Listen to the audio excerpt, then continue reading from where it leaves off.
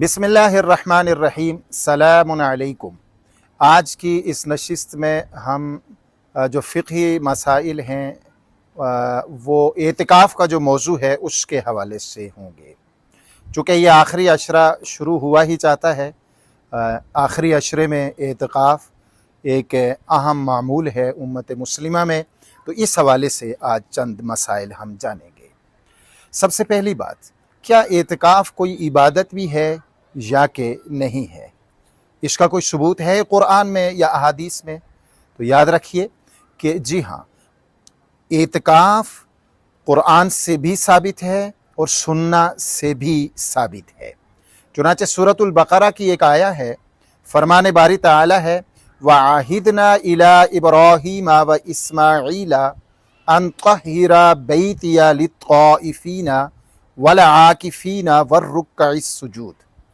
اس کا ترجمہ ہے، اللہ سبحانہ و تعالی فرماتے ہیں کہ ہم نے ابراہیم سے اور اسماعیل سے یہ وعدہ لیا کہ آپ دونوں نے میرے گھر کو پاک صاف رکھنا ہے، رکوع کرنے والوں کے لیے، طواف کرنے والوں کے لیے اور اعتکاف کرنے والوں کے لیے۔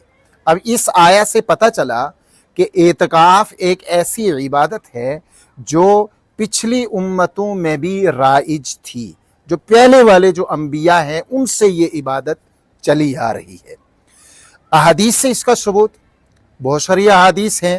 ایک بخاری اور مسلم کے اندر ایک روایت موجود ہے، سیدہ عائشہ صدیقہ رضی اللہ تعالی عنہا روایت کرتی ہیں کہ حضور علیہ السلام کا یہ معمول رہا ہے کہ آپ نے رمضان کے آخری عشرہ میں تسلسل کے ساتھ مسلسل موازت اختیار کرتے ہوئے آپ اعتکاف فرمایا کرتے تھے، اور یہ آپ کا معمول رہا ہے۔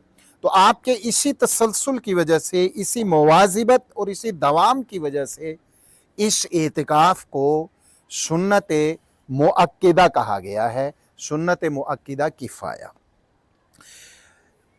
دوسری بات یہ ہے کہ اعتکاف کتنے قسم کے ہوتے ہیں یہ بھی آج ہم جانیں گے۔ تو یہ یاد رکھیے کہ اعتکاف کی تین قسمیں ہیں، یعنی تین قسمیں ہیں۔ سب سے پہلی قسم ہے اعتکاف واجب، یعنی واجب اعتکاف جو ضروری ہوتا ہے۔ یہ کون سا اعتکاف ہے؟ یہ وہ اعتکاف ہے جو انسان خود اپنے اوپر واجب کرتا ہے، یعنی نظر کا اعتکاف، مانا ہوا اعتکاف۔ اس اعتکاف کے لیے روزہ ضروری ہے، اور اس کی مدت کتنی ہے؟ اس کی وہی مدت ہوگی جو ایک انسان خود اپنے اوپر لاگو کرتا ہے، یعنی نظر کا اعتکاف، مانا ہوا اعتکاف۔ اور دوسرا اعتکاف کون سا ہے؟